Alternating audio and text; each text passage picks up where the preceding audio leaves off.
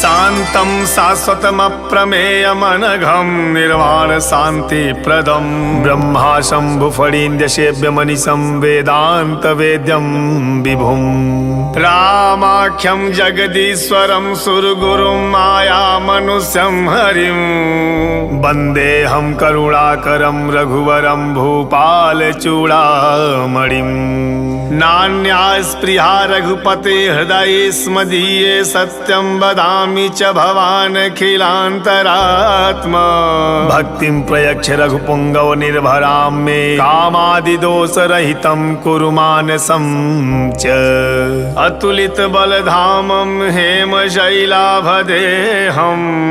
धनुजवन कृशानुं ज्ञानिनामग्रगण्यं सकल गुणनिधानं वानराणामधीशं रघुपति प्रिय भक्तं वात जातं नमामि।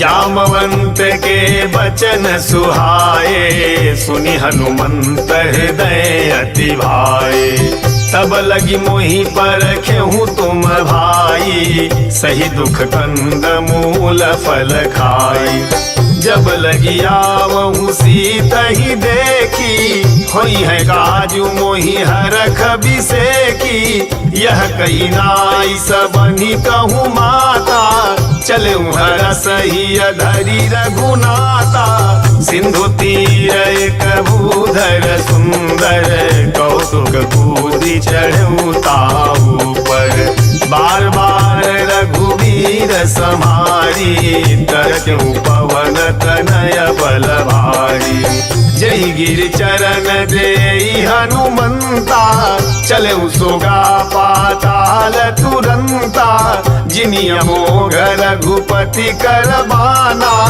एही भांति चले हनुमाना जल निधि रघुपति दूत बिचारी तय मैनाक होहि श्रमहारी हनुमान ते परसा कर पुन कीन प्रणाम राम काज कीन्हे बिनु मोहि कहाँ विश्राम मोहि कहाँ विश्राम जात पवन सुत देवन देखा जानहि कहूँ बल बुद्धि विसेखा सुरसा नाम यही न कई माता पठैनी आई कहीं तेहि बाता आज सुरन मोहे दीन आहारा सुनत बचन कह पवन कुमारा राम काज करी फिरी मैं आवऊं सीता कई सुधि प्रभु ही सुनावऊं तब तब बदन पैठी हूँ आई सत्य कहूँ मोहि जान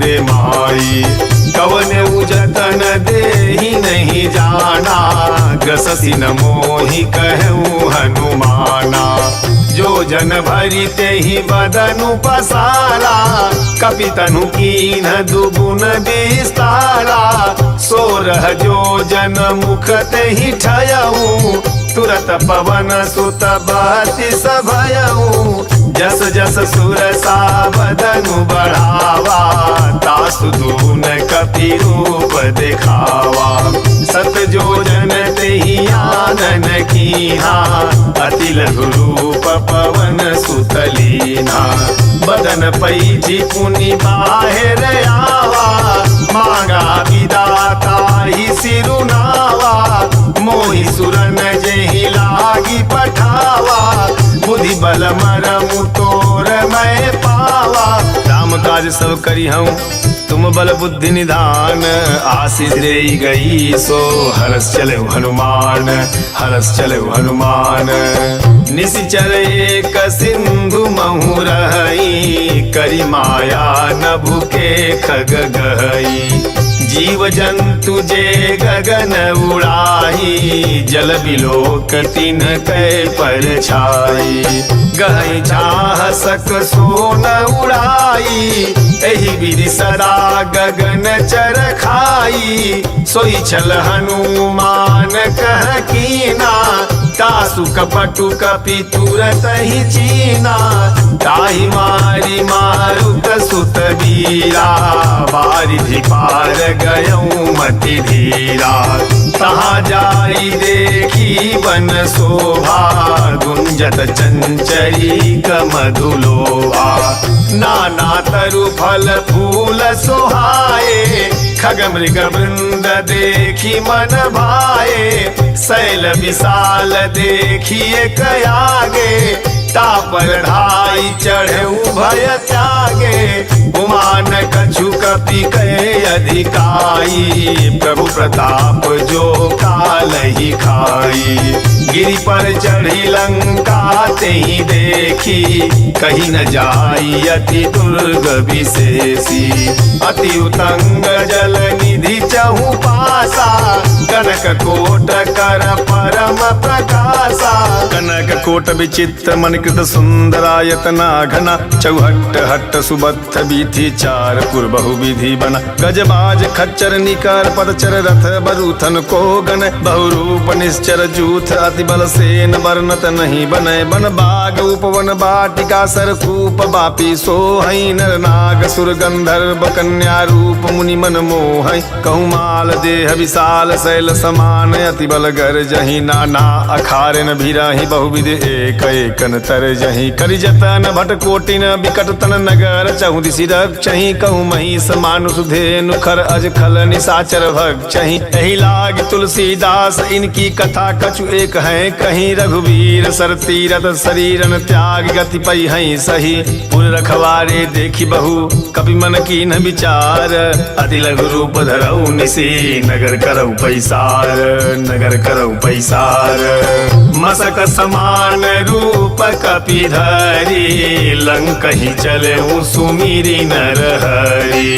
नाम लंकिनी एक निशिचरी, सो कह चले सी मोहि निंदरी। जान ही नहीं मरमु सठ मोरा, मोर आहार जहाँ लगी चोरा।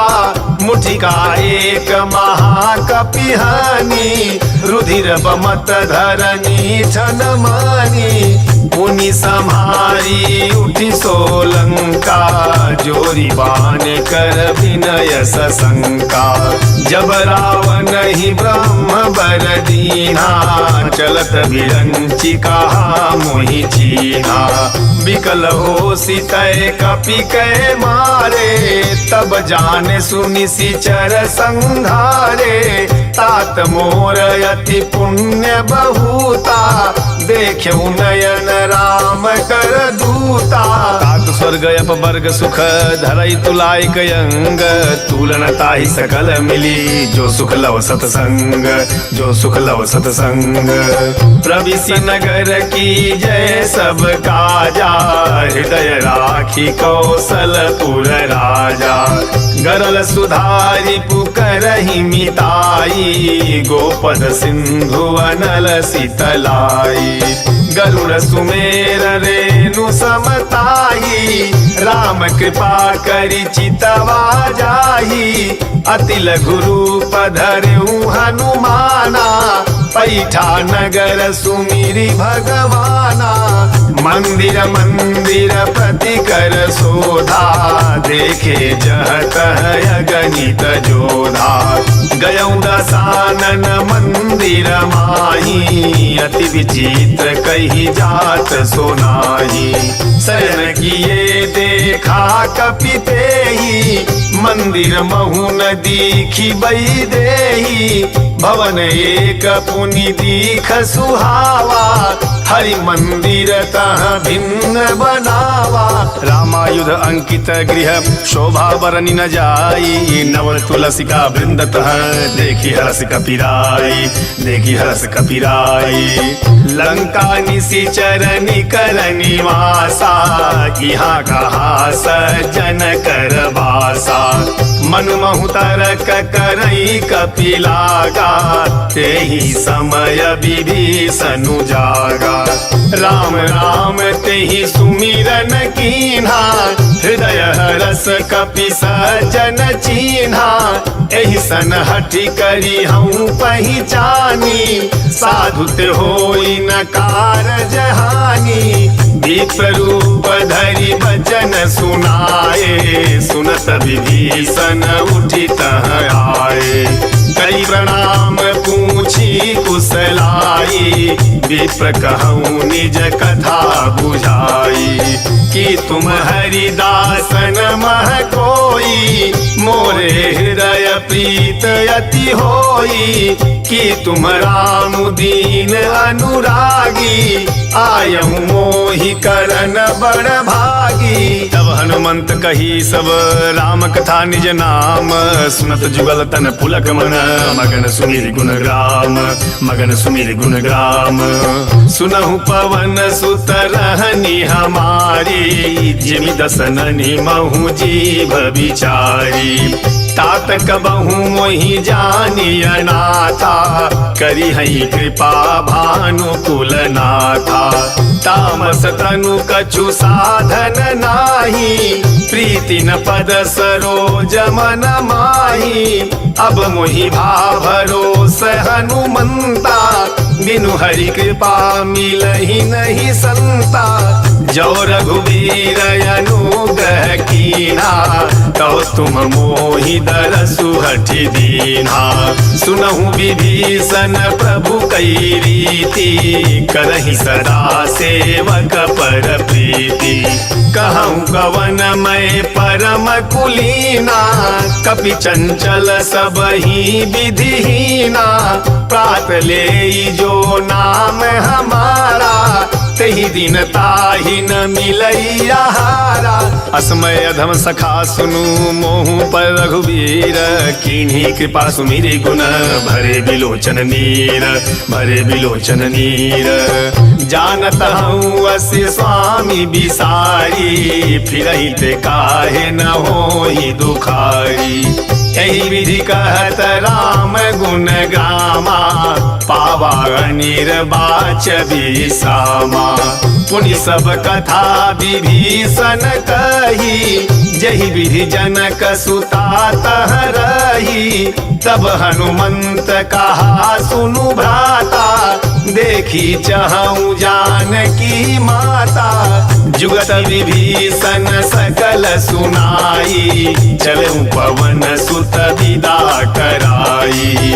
करी सोई रूप गयऊ पुनितवा, बन अशोक सीता रह जवा। देखी मनहि महु कीन्ह प्रणामा, बैठहि बीत जात निस जामा। कृष तनु शीस जटाए कबेनी, जपति हृदय रघुपति गुण श्रेणी। निज पद नयन दिए मन राम पद कमल लीन, परम दुखी भा पवन सुत देखि जानकी दीन, देखि जानकी दीन।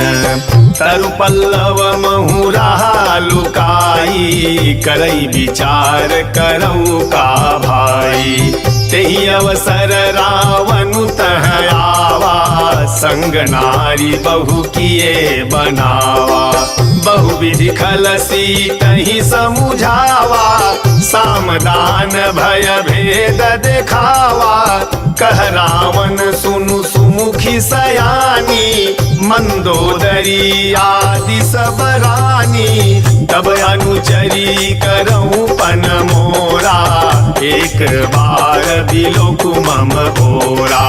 दिन धरि ओट कहती वैदेही, सुमिरि अवधपति परम सनेही। सुन दस मुख खद्योत प्रकाशा, कबहु किनलनी करई विकासा। असमन समुझू कहती जानकी, खल सुधि नहीं रघुबीर बान की। सठ सूने हरिया नहीं मोही, अधम नीलज लाज नहीं तोही। आप ही सुनि खद्योत सम, राम ही भानु समान। परसु बचन सुनि कारियसी, बोला अति खिसियान, बोला अति खिसियान। सीता तय मम कृत अपमाना, कटिहं तव सिर कठिन कृपाना। नाही त सपदि मानु मम बानी, सुमुखी होती नत जीवन हानि।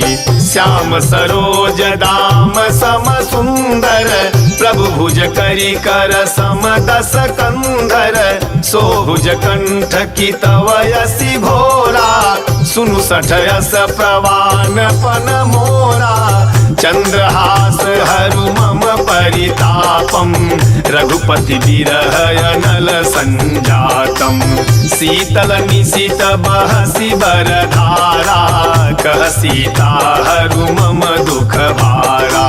सुनत बचन पुनि मारन धावा, मैं तनया कही नीति बुझावा। कहसी सकल निशिचरी न बोलाई, सीतहि बहु विधिता सहु जाई। मास दिवस महु कहा न माना, तो मैं मार बिकारी कृपाना। भवन गयउ दस कंधर, यहाँ पिशाचिन वृंद। सीतहिता से देखा वही, धरहि रूप बहुमंद, धरहि रूप बहुमंद। त्रिजटा नाम राक्षसी एका, राम चरण रति निपुण विवेका। सबनहु बोली सुनाए सी सपना, सीतहि से ही करहु हित अपना। सपने बानर लंका जारी, जातु धान सेना सब मारी। खर आरूढ़ नगर दस सीसा, मुंडित सिर खंडित भुज भीसा। एहि विधि सो दक्षिण दिस जाई, लंका मनहु विभीषण पाई। नगर फिर रघुवीर दोहाई, तब प्रभु सीता बोली पठाई। यह सपना मैं कहूँ पुकारी, होई है सत्य गए दिन चारी। तासु बचन सुनिते सब डरी, जनक सुता के चरण पारी। जह तह गई सकल तब सीता कर मन सोच, मास दिवस बीते मोही मारहि निश्चर पोच, मारहि निश्चर पोच। त्रिजटासन बोली कर जोरी, मातु विपत्ति संगीन तय मोरी। तजऊ देह करु बेगी उपाई, दुसह बिरहु अब नहीं सही जाई। आनि काठ रचुचिता बनाई, मातु अनल पुनि देहि लगाई। सत्य करहि मम प्रीति सयानी, सुनय को श्रवण सूल समबानी। सुनत बचन पद गहि समुझायसी, प्रभु प्रताप बल सुजसु सुनायसी। निसिन अनल मिली सुनु सुकुमारी, यस कहि सो निज भवन सिधारी। कह सीता विधि भा प्रतिकूला, मिलहि न पावक मिटहि न सूला। देखियत प्रगट गगन अंगारा, अवनि न आवत एक उतारा। पावक मैं शशि स्रवत नयागी, मानहु मोहि जानी हत भागी। सुनहि विनय मम विटपय शोका, सत्य नाम करु हरु मम शोका। नूतन किसलय अनल समाना, देहि अगिनि जनि करहि निदाना। देखि परम बिरहा कुल सीता, सोचन कपि कलप समबीता। कवि कर हृदय विचार, दीन मुद्रिका डारी तब जनु शोक अंगार। दीन हरसि उठि कर गहेउ, दीन हरसि उठि कर गहेउ। तब देखी मुद्रिका मनोहर, राम नाम अंकित अति सुंदर। चकित चितव मुदरी पहिचानी, हरस विषाद हृदय अकुलानी।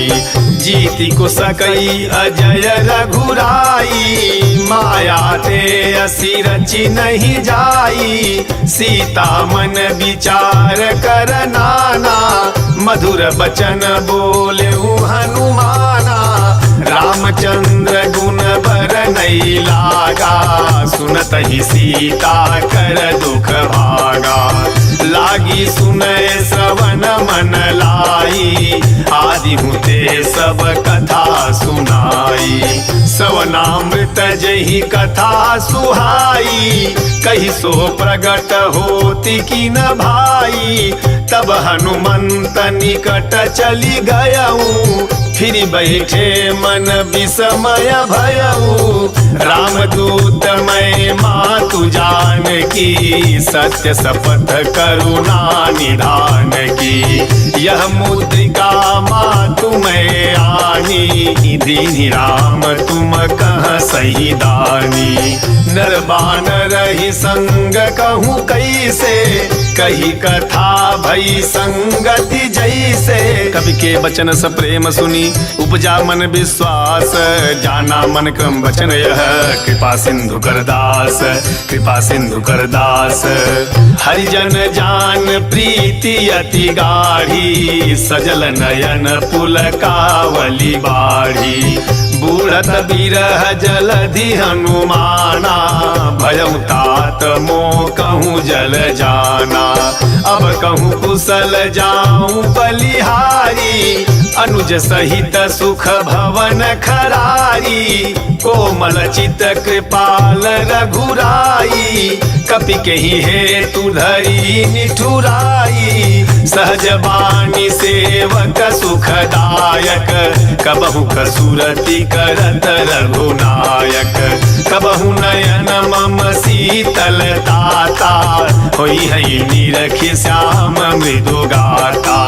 बचन नयाव नयन भरे बारी, अहनाथ हौ निपट बिसारी। देखी परम बिरहा कुल सीता, बोला कपि मृदु बचन विनीता। मातु कुशल प्रभु अनुज समेता, तब दुख दुखी सुकृपा निकेता। जन जननी मानहु जियऊना, तुम ते प्रेम राम के दूना। रघुपति कर संदेशु अब सुन जननी धरि धीर, अस कहि कपि गद गद भयऊ भरे बिलोचन नीर, भरे बिलोचन नीर। कहु राम वियोग तव सीता, मोह कहूँ सकल भये विपरीता। नवतरु किसलय मनहु कृशानु, काल निशा सम निशि शशि भानु। कुबलय विपिन कुंत बन सरिसा, बारिद तपत तेल जनु बरिसा। जहित रहे करत तेई पीरा, उरग श्वास सम त्रिविधि समीरा। कहूँ ते कछु दुख घटी न होई, काहि कहो यह जान न कोई। तत्व प्रेम कर मम यरु तोरा, जानत प्रियाए कुमनु मोरा। सो मनु सदा रहत तोहि पाही, जानु प्रीत रसुएत नहीं माही। प्रभु संदेशु सुनत बही देही, मगन प्रेम तन सुधि नहीं तेही। कह कपि हृदय धीर धरु माता, सुमिरु राम सेवक सुख दाता। उर आनहु रघुपति प्रभुताई, सुनि मम बचन तजहु कदराई।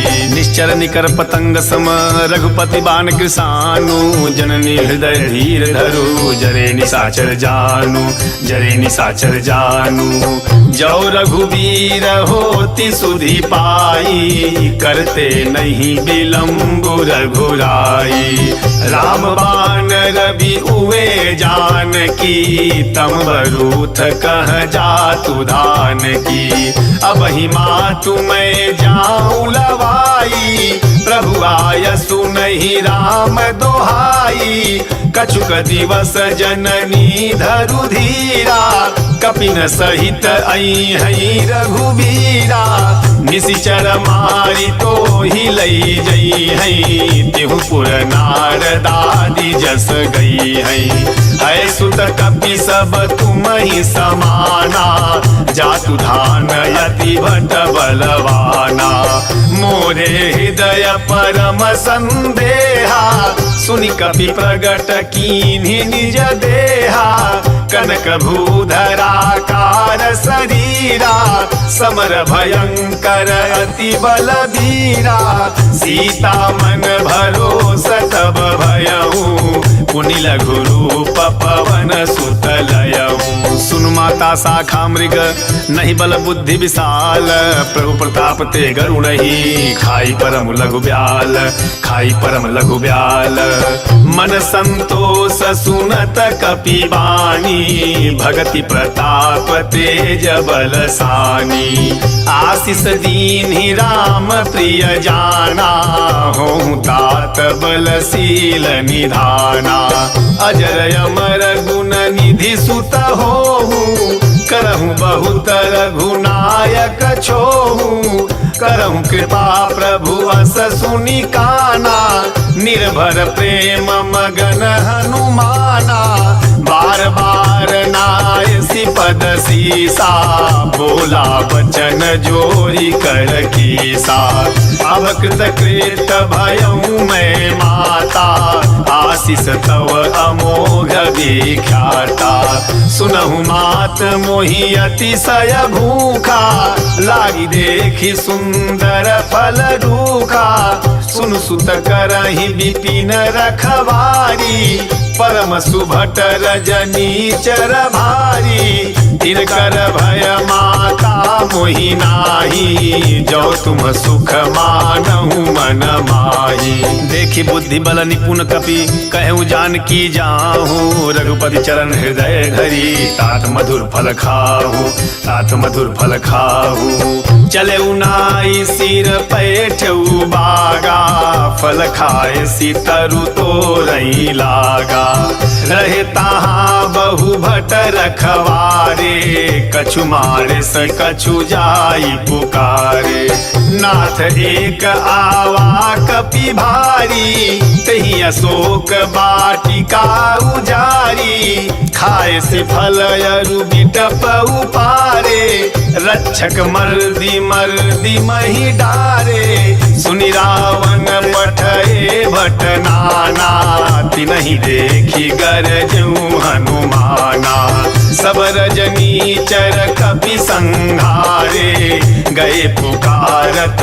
कछु अध मारे पुनि पठयऊ तेहि अच्छ कुमारा चला संग लई सुभट अपारा आवत देखी बिटप गही तर जा ताहि निपाति महाधुनि गरजा कछु मारे से कछु मरदेसी कछु मिलए सी धरि धूर कछु पुनि जाई पुकारे प्रभु मरकट बल भूरी प्रभु मरकट बल भूरी सुन सुत बधलंके सरिसाना पठय से मेघनाद बलवाना मारसी जन सुत बांध से ताही देखिय कपि कहा कर आही चला इंद्रजित तुलित जोधा बंधु निधन सुनी उपजा क्रोधा कपि देखा दारुण भटयावा कटकटाई गर जाय रुधावा अति विशाल तरुवे कउपारा विरथ कीन लंकेश कुमारा रहे महाभटता के संगा गही गही कपि मर दई निजयंगा तिनहि निपाति ताहि सन बाजा भिरे जुगल मानहु गजराजा मुठिका मारी चढ़ा तरु जाई ताही एक क्षण मूर्छायाई, उठी बहोरी कीन्ही से बहु माया, जीती न जाई प्रभंजन जाया। ब्रह्म अस्त्र ते ही साधा कपि मन कीन्ह विचार, जौन ब्रह्म सर मानऊ महिमा मिटैय पार, महिमा मिटैय पार। ब्रह्म बाण कपि कहूँ ते ही मारा, परति हूँ बार कटकु संहारा। तेहि देखा कपि मूर्छित भयऊ, नाग पास बांधे सिलई गयऊ। जासु नाम जपि सुनहु भवानी, भवबंधन काटहि नर ज्ञानी। तासु दूत की बंध तरुआवा, प्रभु कारज लगी कपि बंधावा। कपि बंधन सुनि निशिचर धाये, कौतुक लागी सभा सब आए। दस मुख सभा दीखी कपि जाई, कहीं न जाई कछुअति प्रभुताई। कर जोरे सुर दिशि पविनीता, भृकुटि बिलोकत सकल सभीता। देखी प्रतापन कपि मन शंका, जिमि अहिगन महु गरुड़य शंका। कपि बिलोकी दसानन बिहसा कही दुर्बाद, सुतबन सुरत कीन्ह पुनि उपजा हृदय विषाद, उपजा हृदय विषाद। कहलंकेश कवन तय कीसा, कही के बल घालहि बन खीसा। की धौसवन सुनहि नहीं मोही, देखूं अति असंख सठ तोही। मारे निशिचर कही अपराधा, कहूँ सठ तोही न प्राण कई बाधा। सुन रावण ब्रह्मांड निकाया, पाई जासु बल विरचित माया। जाके बल विरंचि हरीसा, पालत सृजत हरत दस सीसा। जा बल शीस धरत सहसानन, अंडकोश समेत गिरि कानन। धरई जो विविध देह सुरताता, तुमसे सठनु सिखावनु दाता। हर को दंड कठिन जहि भंजा, तहि समेत नृपदल मद गंजा। खर दूषण त्रिशिराय रुबाली, बधे सकल अतुलित बलशाली। जाके बल लवलेश ते जितेऊ चराचर झारी, तासु दूत में जा करी हरि आने प्रिय नारी, हरि आने प्रिय नारी। जानऊ मैं तुम्हारी प्रभुताई, सहस बाहु सन परी लड़ाई। समर बाली सन करी जसु पावा, सुनि कपि बचन बिहसी बिहरावा। खायऊ फल प्रभु लागी भूखा, कपि सुभाव ते तोरहु रूखा। सबके देह परम प्रिय स्वामी, मारहि मोहि कुमार गगामी। जिन मोहि मारा ते मैं मारे, तहीं पर बांधेऊ तनय तुम्हारे। मोहि न कछु बांधे कई लाजा, कीन चहूँ निज प्रभु कर काजा। विनती करहूँ जोरी कर रावण, सुनहु मानत जी मोर सिखावन। देखूं तुम निज कुलहि बिचारी, भ्रमत जी भजहूँ भगत भयहारी। जाके डरयति काल डेराई, जो सुर असुर चराचर खाई। तासु बयरु कबहूँ नहीं कीजे, मोरे कहे जान की दीजय। प्रणत पाल रघुनायक करुणा सिंधु खरारी, गए शरण प्रभु राखी हई तव अपराध विसारी, तव अपराध विसारी। राम चरण पंकज उर धरहूँ, लंका अचल राजु तुम करहूँ। ऋषि पुलस्त्य जसो विमल मयंका, तहि शशि महु जनि होहु कलंका।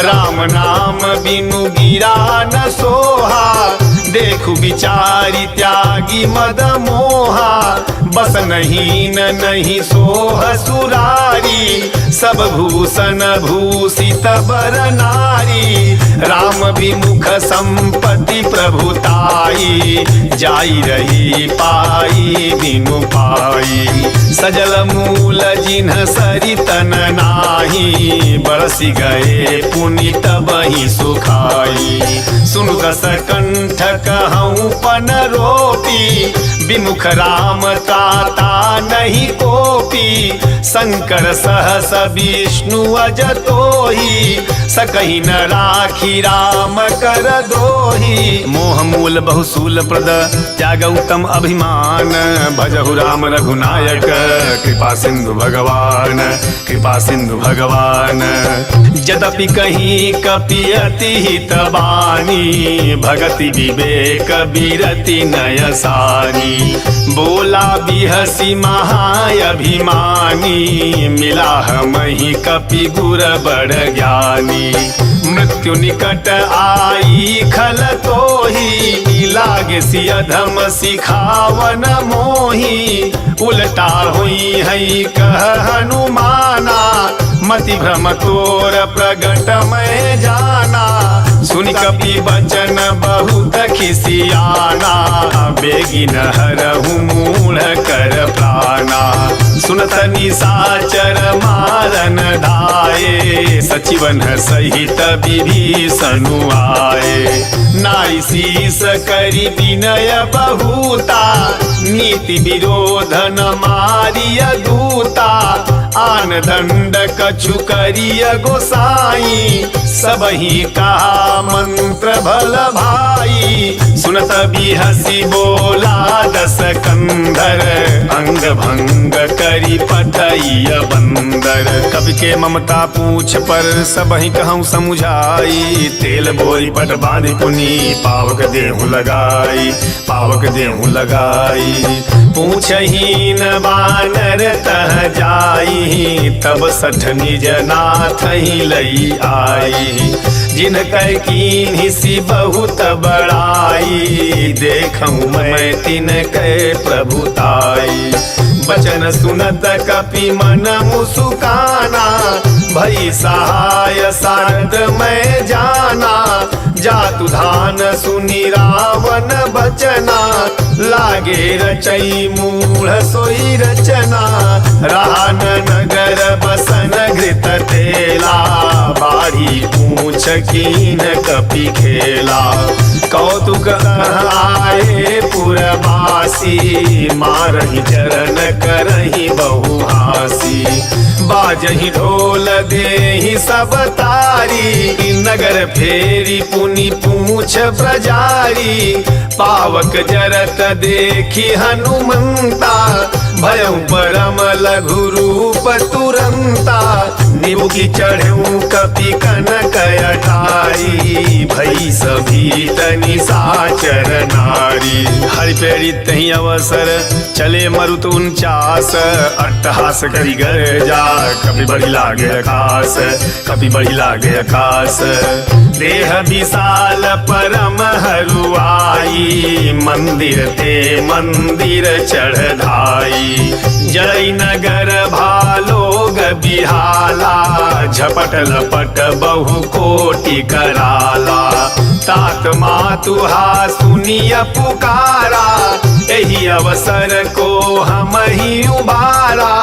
हम जो कहा यह कभी नहीं होई, बानर रूप धरे सुर कोई, साधु अवज्ञा कर फलु ऐसा, जरई नगर अनाथ कर जैसा, जारा नगरु निमिष एक माही, एक विभीषण कर गृह नाही, ताकर दूत अनल जेहि सिरि जा, जरा न सोते ही कारण गिरि जा, उलटी पलटी लंका सब जारी, कूदी परा पुनि सिंधु मझारी। पूछ बुझाई खोई श्रम धरि लघु रूप बहोरी।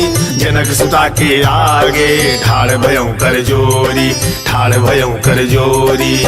मातु मोहि दीजे कछु चीन्हा, जैसे रघुनायक मोहि दीन्हा। चूड़ामणि उतारी तब दयऊ, हरस समेत पवन सुत लयऊ। कहूँ तात यस मोर प्रणामा, सब प्रकार प्रभु पूरन कामा। दीन दयाल बिरिदु संभारी, हरहु नाथ मम संकट भारी। तात सक्र सुत कथा सुनायहूँ, बान प्रताप प्रभु ही समुझायहूँ।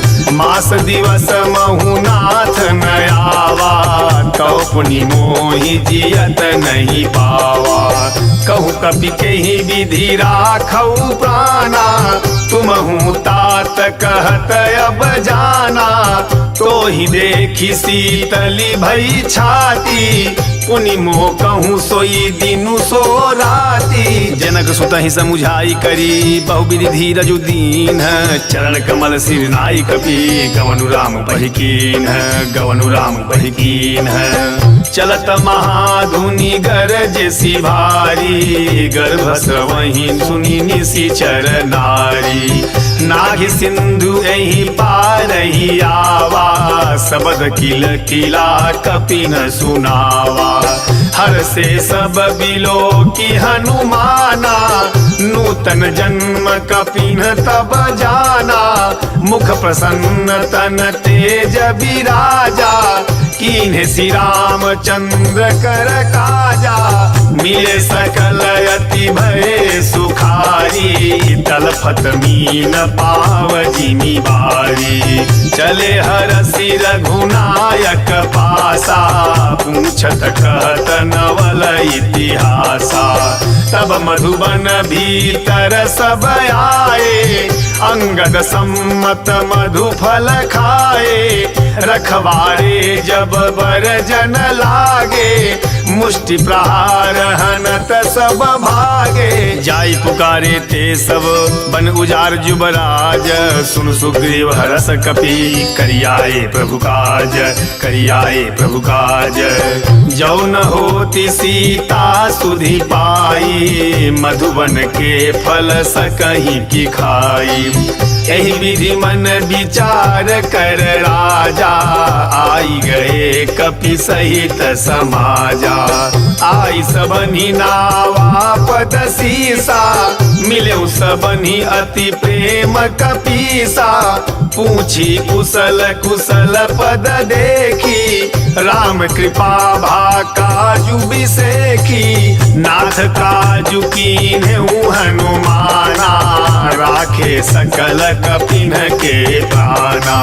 सुन सुग्रीव बहुरी तेहि मिलेऊ, कपिन सहित रघुपति पहि चलेऊ। राम कपिन जब आवत देखा, किए काजु मन हरस बिसेखा। फटिक शिला बैठे दो भाई, परे सकल कपि चरण निजाई। प्रीति सहित सब भेंटे रघुपति करुणा पुंज, पूछी कुशल नाथ अब कुशल देखी पद कंज, कुशल देखी पद कंज।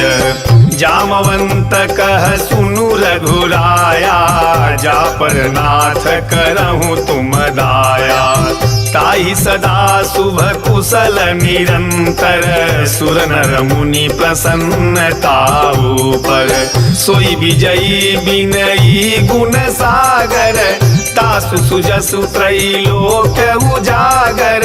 प्रभु की कृपा भयऊ सब काजू, जन्म हमार सुफल भायाजू। नाथ पवन सुत कीनी जो करनी, सहसहु मुख न जाई जो बरनी। पवन तनय के चरित सुहाए, जामवंत रघुपति ही सुनाए। सुनत कृपा निधि मन अति भाए, पुनि हनुमान हरस ही अलाए। कहूँ तात के ही भांति जानकी, रहती करती रक्षा स्वप्राण की। नाम पाहरू दिवस निसी ध्यान तुम्हार कपाट, लोचन निज पद जंत्रित जाहि प्राण कहीं बाट, जाहि प्राण कहीं बाट। चलत मोहि चूड़ा मणि दीन्ही, रघुपति हृदय लाई सोई लेनी। नाथ जुगल लोचन भरी बारी, बचन कहे कछु जनक कुमारी। अनुज समेत गयहूँ प्रभु चरना, दीन बंधु प्रणतारति हरना। मन क्रम बचन चरण अनुरागी, कहीं अपराध नाथ हो त्यागी।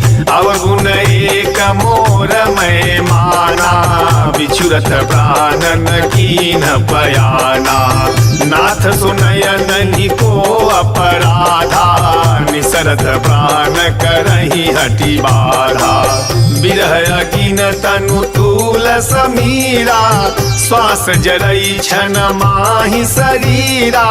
नयन स्रवहि जलु निज हित लागी, जरई न पाव देह बिरहागी। सीता कई अति विपति विशाला, बिनहि कहे भली दीन दयाला।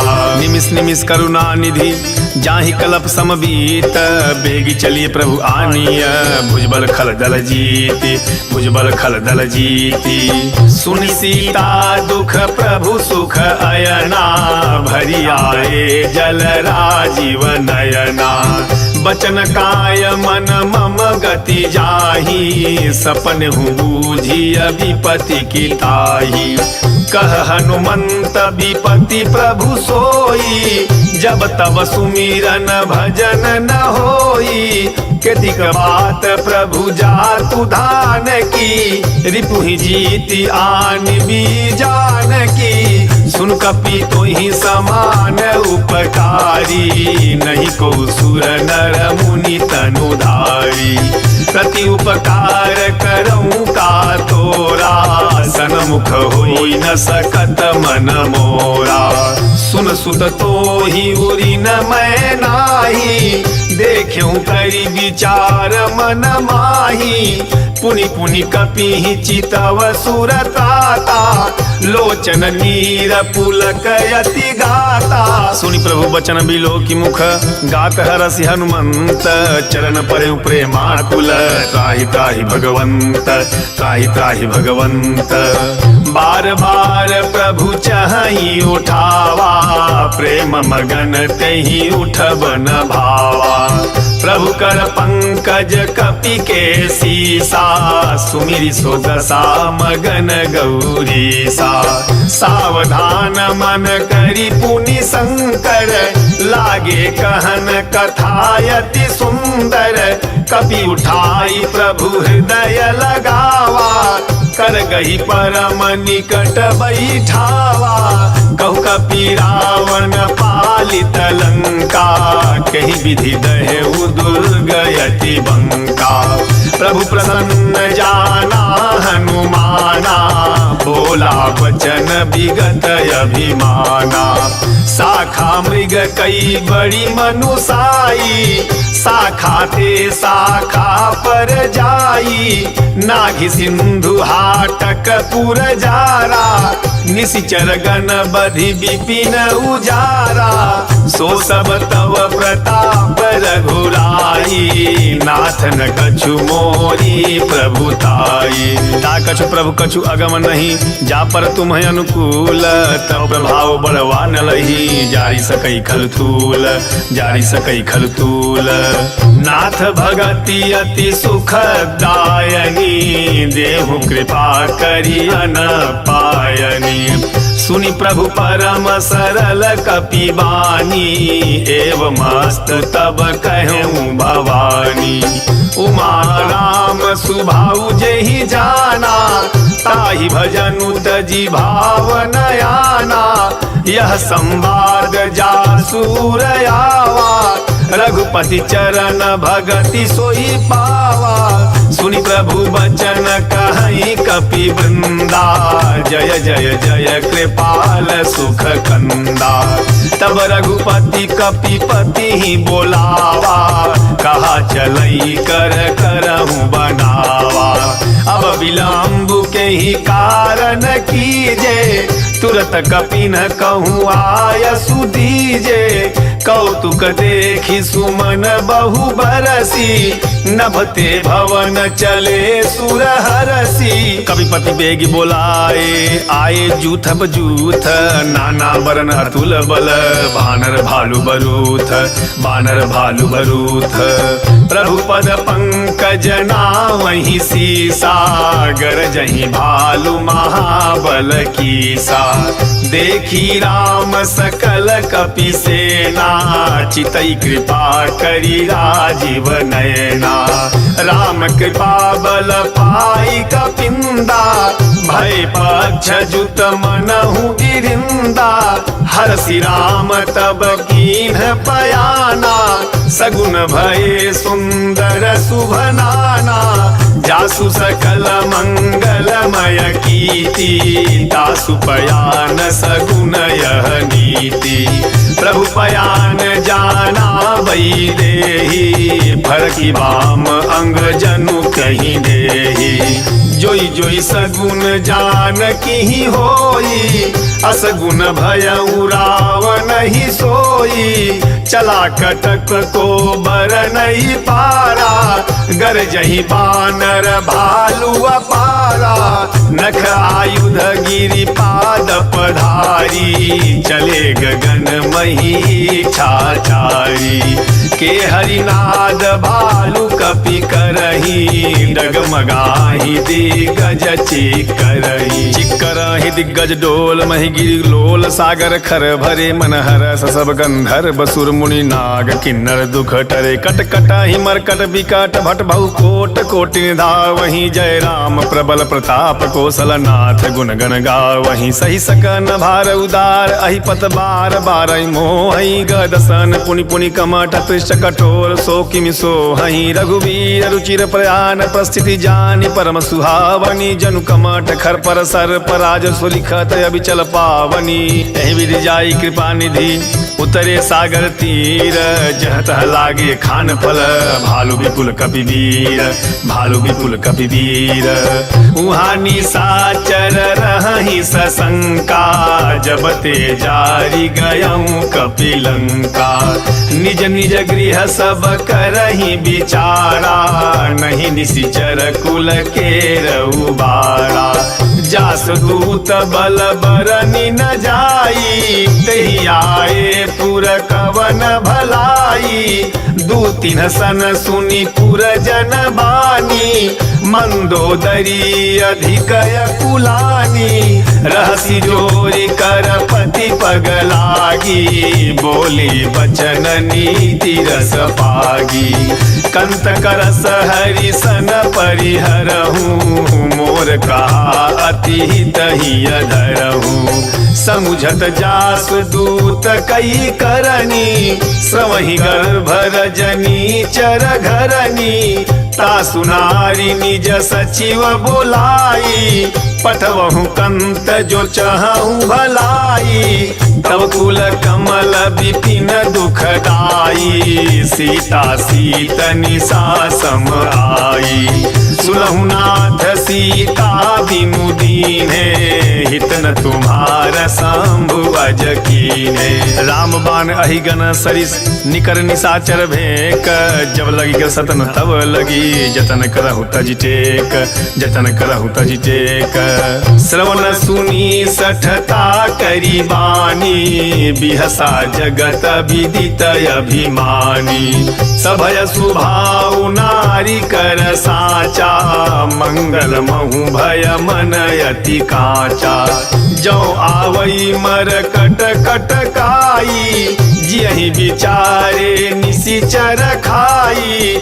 कम पहिलो कप जाकी तासा, तासु नारी सभी त बड़ी हासा अस कही भी हसीताही उरलाई चले सभा ममताय अधिकाई मंदोदरी हृदय कर चिंता भयउ कंत पर विधि विपरीता बैठऊ सभा खबरी सिपाही सिंधु पार सेना सब आई बूझे सी सचिव उचित मत कहूँ ते सब हसे माष्ट करी रहूँ जिते हूँ सुरासुर तब समनाही नर बानर के ही लेखे माई सचिव वैद गुरु तीन जौ प्रिय बोल ही भयास राज धर्म तन तीन कर होई बेगही नास होई बेगही नास सोई रावण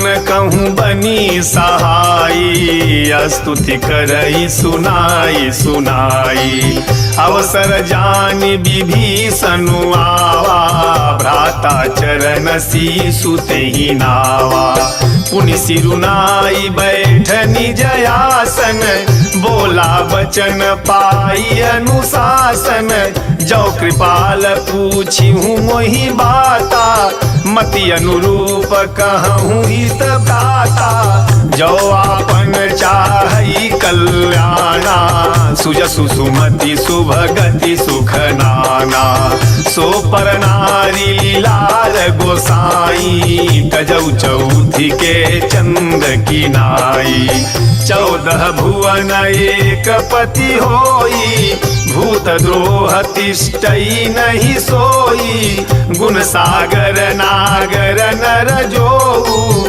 अल्प लोभ भल कहई न को काम क्रोध मद लोभ सब नाथ नरक के पंथ सब परिहरि रघुबीर ही भजहु भजहि जय संत भजहु भजहि जय संत तात राम नहीं नर भूपाला भुवनेश्वर कालहु कर काला ब्रह्म अनामय अज भगवंता व्यापक अजित अनादि अनंता गोदिज धेनु देव हितकारी कृपा सिंधु मानुष तनुधारी जन रंजन भंजन खल भ्राता वेद धर्म रक्षक सुनु भ्राता ताहि बयरु तजिनाई माथा प्रणतारति भंजन रघुनाथा देहुनाथ प्रभु कहूँ बई देही भजहु राम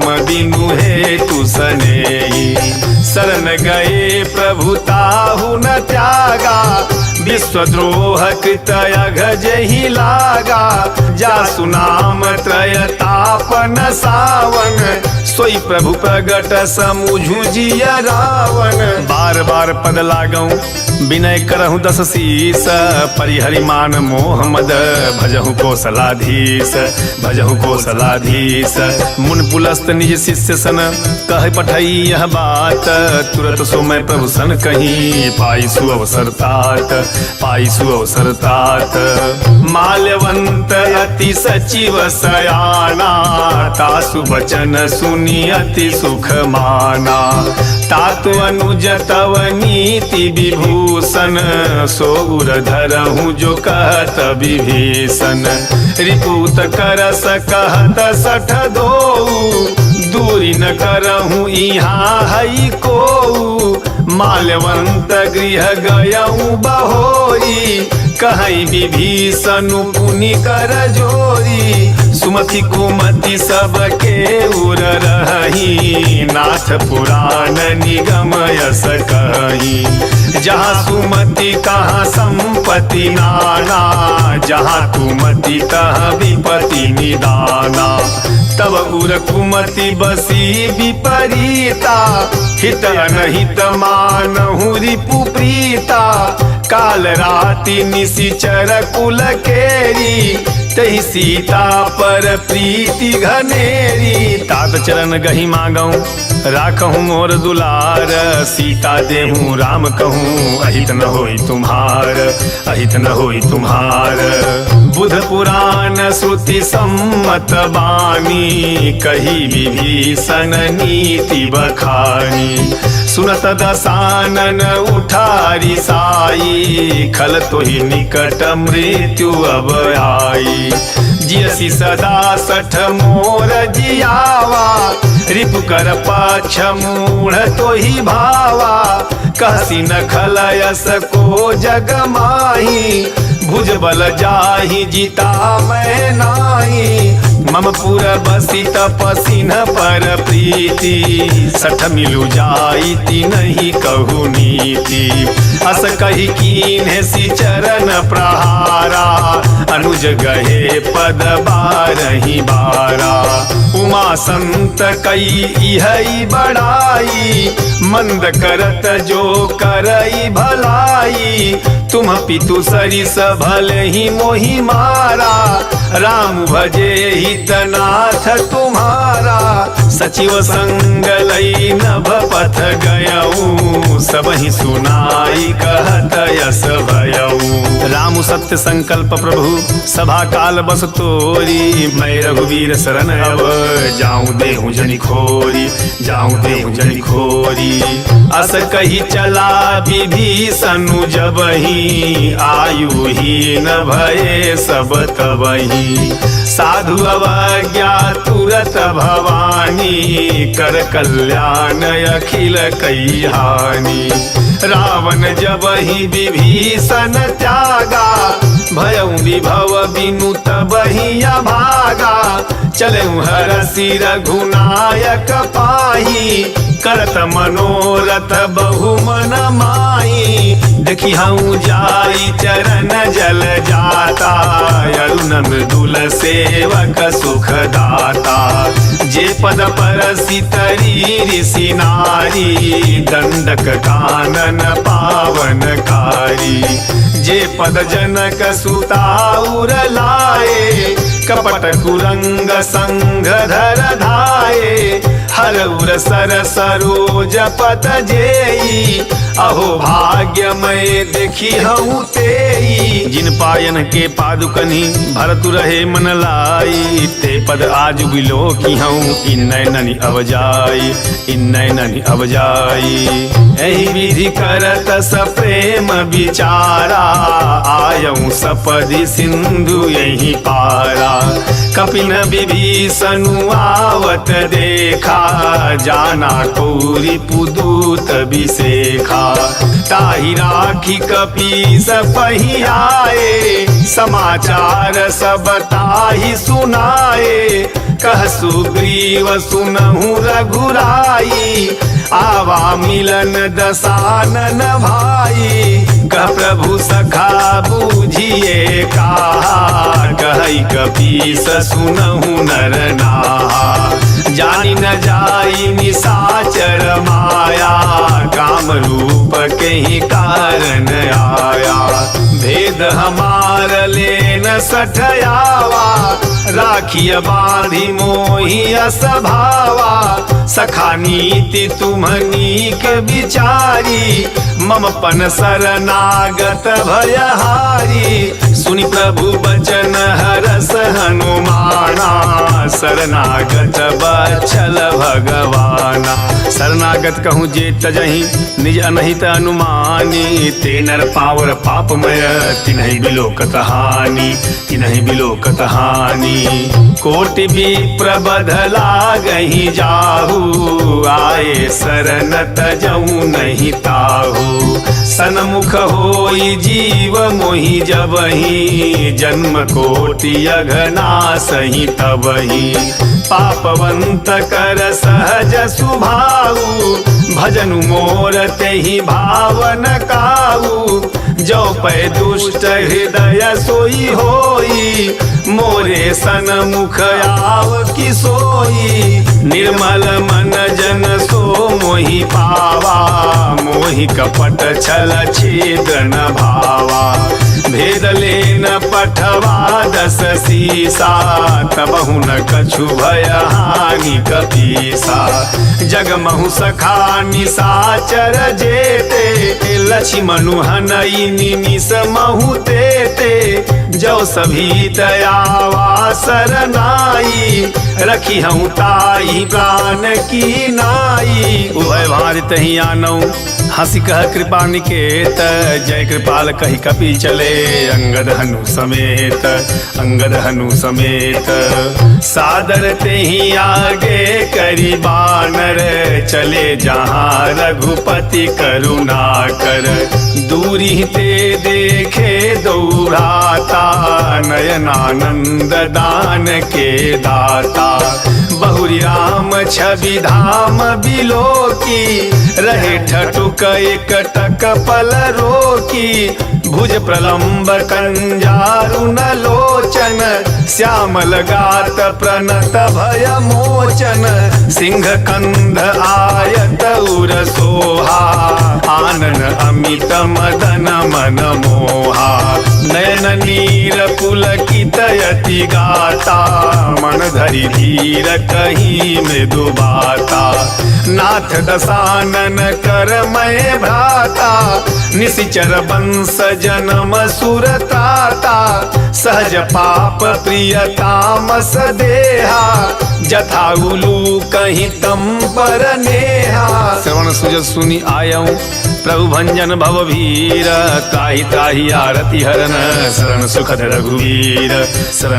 रघुवीर अस कही करत दंडवत देखा तुरत उठे प्रभु हरस विसेखा दीन बचन सुनी प्रभु मन भावा भुज विशाल गही हृदय लगावा अनुज सहित मिली ढिग बैठारी बोले बचन भगत भयहारी कहु लंकेश सहित परिवारा कुशल कुठार बास तुम्हारा खल मंडली बसहु दिनु राती सखा धर्म निबहई के ही भांति मैं जानूं तुम्हारी सब रीति अति नय निपुण न भावय नीति बरु भल बास नरक करताता दुष्ट संग जनि देई विधाता अब पद देखी कुशल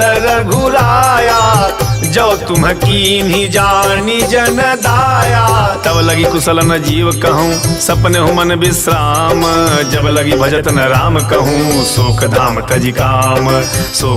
तजी काम तब लगी हृदय बसत खल नाना लोभ मोह मच्छर मद माना जब लगी उर न बसत रघुनाथा धरे चाप सायक कटि भाथा ममता तरुण तमी अंधियारी राग द्वेष उलोक सुखकारी तब लगी बसती जीव मन माही जब लगी प्रभु प्रताप रवि नाही अब मैं कुशल मिटे भय भारे देखी राम पद कमल तुम्हारे तुम कृपाल जा पर अनुकूला ताहि न व्याप त्रिविध भवसूला मैं निशिचर यति अधम सुभाऊ शुभ आचरणु कीन्ह नहीं काऊ जास रूप मुनि ध्यान नयावा तहि प्रभु हरसि हृदय मोहि लावा अहो भाग्य मम अमित अति राम कृपा सुख पुंज देख्यौ नयन विरंच शिव सेब जुगल पद कंज सुनहु सखा निज कहूँ सुभाऊ जान भुसुंडी शंभु गिरि जाऊ जो नर होई चराचर द्रोही आवय सभय शरण तकी मोही तज मद मोह कपट छल नाना करऊँ सद्य तेहि साधु समाना जननी जनक बंधु सुत दारा तनु धनु भवन सुहृद परिवारा सबके ममता ताग बटोरी, मम पद मन ही बांध बरी डोरी। समदरसी इच्छा कछु नाही, हर्ष शोक भय नहीं मन माही। अस सज्जन मम उर बस कैसे, लोभी हृदय बसई धनु जैसे। तुम सारिखे संत प्रिय मोरे, धरऊ देह नहीं आननी हो रे। सगुन उपासक परहित निरत नीत दृढ़ नेम, ते नर प्राण समान मम जिनके द्विज पद प्रेम, जिनके द्विज पद प्रेम। सुनु लंकेश सकल गुण तोरे, ताते तुम अतिशय प्रिय मोरे।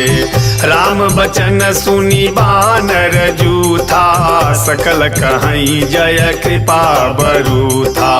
सुनत विभीषणु प्रभु कई बानी, नहीं अघात श्रवणामृत जानी। पद अम्बुज गही बारही बारा, हृदय समातन प्रेम अपारा। सुनहु देव सचराचर स्वामी, प्रणत बाल उर अंतर जामी। उर कछु प्रथम वासना रही, प्रभु पद प्रीति सरिस शोभहि। अब कृपाल निज भगति पावनी, देहु सदा शिव मन भावनी। एवमस्तु कही प्रभु रन धीरा, मागा तुरत सिंधु कर नीरा। यद्यपि सखा तव इच्छा नाही, मोर दरसु अमोघ जग माही। अस कही राम तिलक तेहि सारा, सुमन वृष्टि नभ भई अपारा। रावण क्रोध अनल निज, श्वास समीर प्रचंड। जलत विभीषणु राखेऊ, दीन्हु राजु अखंड, दीन्हु राजु अखंड। जो संपत्ति शिव रावण ही, दीन दिए दस माथ। सोई संपदा विभीषण ही, सकुच दीन रघुनाथ, सकुच दीन रघुनाथ। अस प्रभु छाड़ी भजहि जे आना, ते नर पशु बिनु पूछ बिसाना। निज जन जानिता ही अपनावा, प्रभु स्वभाव कपि कुल मन भावा। पुनि सर्वज्ञ सर्वउर बासी, सर्वरूप सब रहित उदासी।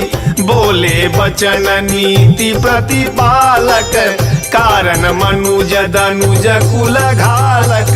सुनु कपीस लंकापति वीरा, कहि विधि तरिय जलधि गंभीरा। संकुल मकर उरग जस जाति, अति अगाध दुस्तर सब भाति। कह लंकेश सुनहु रघुनायक, कोटि सिंधु शोषक तव सायक। यद्यपि तदपि नीति असि गाई, विनय करिय सागर सन जाई। प्रभु तुम्हार कुल गुर जलधि, कहीं उपाय विचारी। बिनु प्रयास सागर तरिही, सकल भालु कपिधारी, सकल भालु कपिधारी। सखा कही तुम्हनी की उपाई, करिय दैव जो होई सहाई। मंत्र नयह लक्ष्मण मन भावा, राम बचन सुनि अति दुख पावा। नाथ दैव कर कवन भरोसा, सोसिय सिंधु करिय मन रोसा। कादर मन कहूँ एक धारा, दैव दैव आलसी पुकारा। सुनत भी हंसी बोले रघुवीरा, ऐसे ही करब धरहूँ मन धीरा।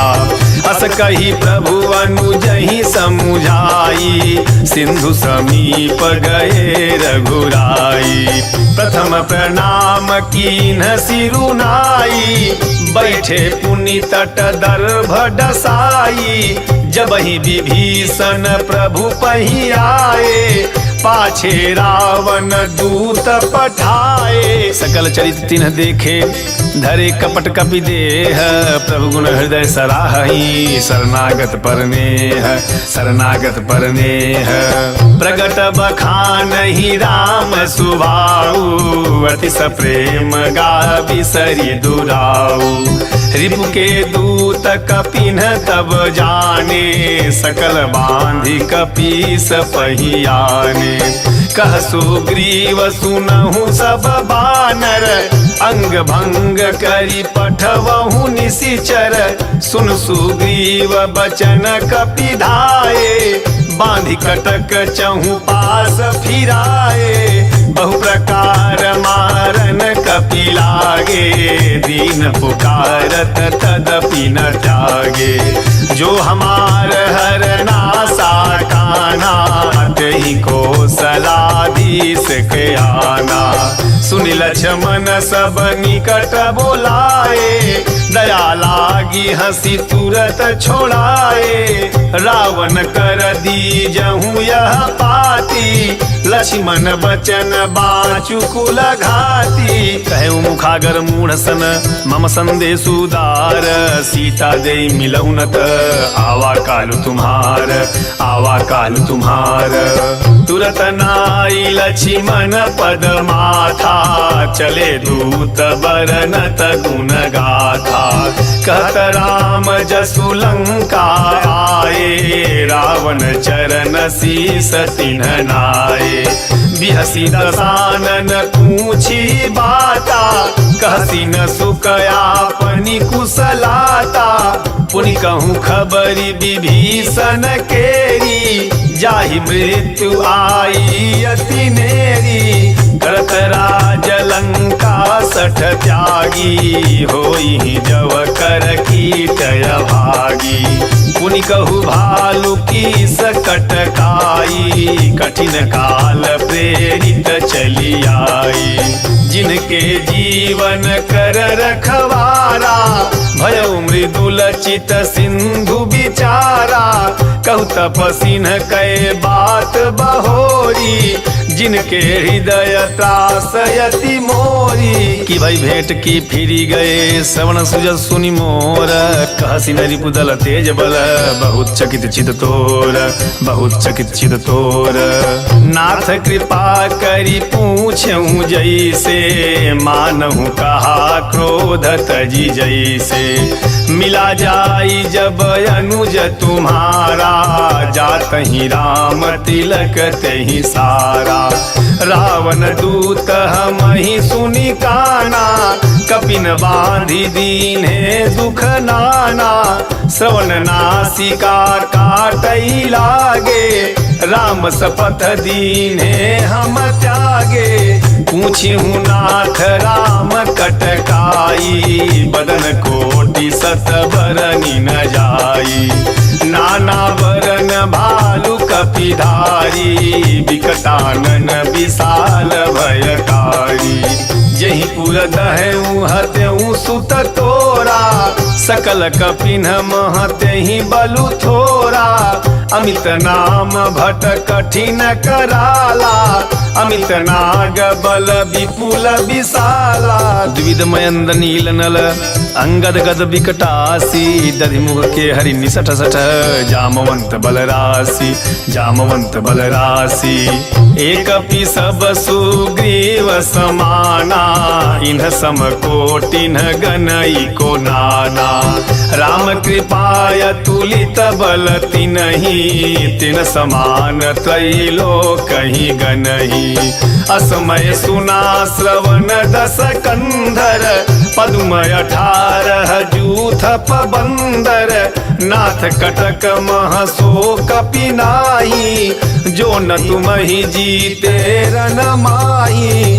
परम क्रोध मी जहि सब हाथा, आय सुपै न देहि रघुनाथा।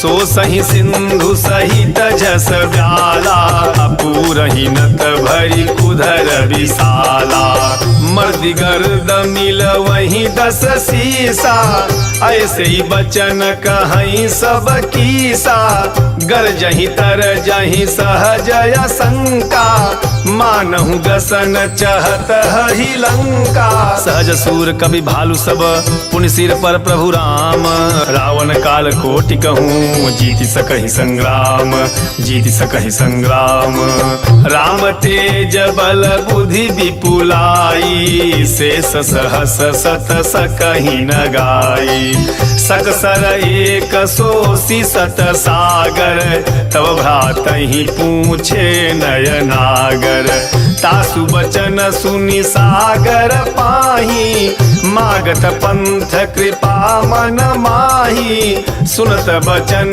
बिहसा 10 सीसा जौवसी मति सहायक तकीसा सहज भीरु कर बचन दृढ़ाई सागर सन ठानी मचलाई मूढ़ मृषा का करसी बढ़ाई रिपु बल बुद्धि था मैं पाई सचिव सभीत विभीषण जाके विजय विभूति कहाँ जगता के सुनि खल बचन दूतरी सबारी समय विचार पत्रिका कारी रामानुज दीनी यह पाती नाथ बचाई जुड़ावहु छाती बिहसी बाम करलीनी रावण सचिव बोली 60 लाग बचावन बातन मन ही रिझाई 60 जनि घालसी कुल खीस राम विरोध न उवरसी शरण विष्णु अजईस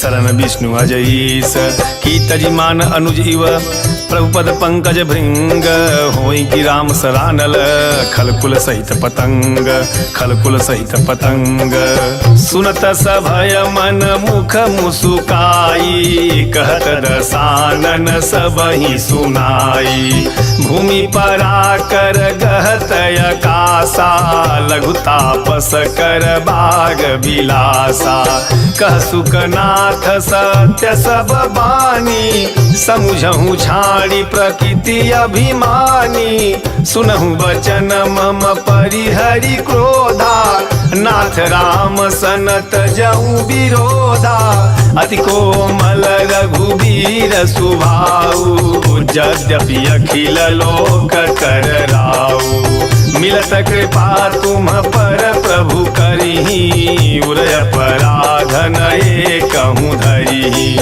जनक सुता रघुनाथ ही दीजे इतना कहा मोर प्रभु कीजे जब ते ही कहा देन बई देई चरण प्रहार कीन 60 ही नाई चरण सिरु चला सोता कृपा सिंध रघुनायक जहाँ करी प्रणाम निज कथा सुनाई राम कृपाया पनि गति पाई ऋषि अगस्त की साप भवानी राक्षस भयउ रहा मुनि ज्ञानी बंदी राम पद 12 मुनि निजयाश्रम कहूँ पगुधारा विनय न मानत जलधि जड़ गए 3 दिन बीती बोले राम सकोप तब भय बिनु होई न प्रीति भय बिनु होई न प्रीति लक्ष्मण बाण सरासन यानु सो बारिध बिसिख कृशानु 60 सन विनय कुटिल सन प्रीति सहज कृपन सन सुंदर नीति ममता रत सन ज्ञान कहानी अति लोभी सन विरति बखानी क्रोधी समकामी हरि कथा ऊसर बीज बये फल जथा अस कही रघुपति चाप चढ़ावा यह मत लक्ष्मण के मन भावा संधान प्रभु बिसिख कराला उठी उदधी उर अंतर ज्वाला मकर उरग झस गनय कुलाने जत जंतु जल निधि जब जाने कनक थार भरी मणि गण नाना विप्र रूप आयऊ तजी माना काटई पई कदरी फरई कोटि जतन को सींच विनय न मान खगेश सुनु डाटहि पई नव नीच डाटहि पई नव नीच सभय सिंधु गही पद प्रभु के रे क्षमहु नाथ सब अवगुण मेरे गगन समीर अनल जल धरनी इन्ह कई नाथ सहज जड़ करनी तब प्रेरित माया उपजाए सृष्ट हेतु सब ग्रंथ निगाए प्रभु आय सुजहि कह जस यही सोत ही भांति रहे सुख लही प्रभु भल कीन मोहि सिख दीनी मर्यादा पुनि तुम्हारी कीनी ढोल गवार सूत्र पशु नारी सकल धारणा के अधिकारी प्रभु प्रताप मैं जाब सुखाई उतरी ही कटुक न मोरी बड़ाई प्रभु ज्ञान पेल श्रुति गाई करहु सो बेगी जो तुम ही सोहाई सुनत विनीत बचन अति कह कृपाल मुस्काई जहि बीज उतरे कपि कटकु तातु सो कहूँ पाई तातु सो कहूँ पाई नाथ नील नल कपि दो भाई लरिकाई ऋषिया शीस पाई तिनके परस किए गिरि भारे तरी हई जलधि प्रताप तुम्हारे मैं पुनि उर धरि प्रभु प्रभुताई करी हम बल अनुमान सहाई एहि विधि नाथ पायोधि बधाई जहि यह सुजस लोकति हूँ गाई एहि सर मम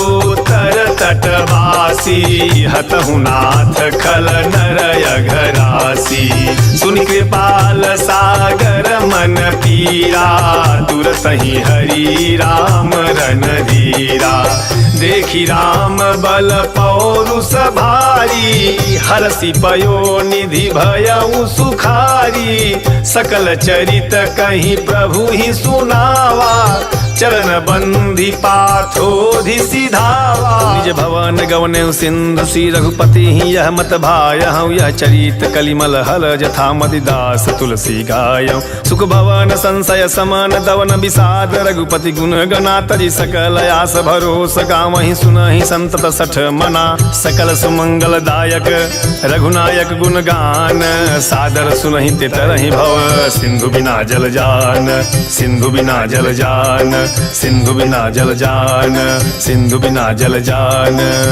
पवन सुत हनुमान की जय उमापति महादेव की जय सियावर रामचंद्र की जय।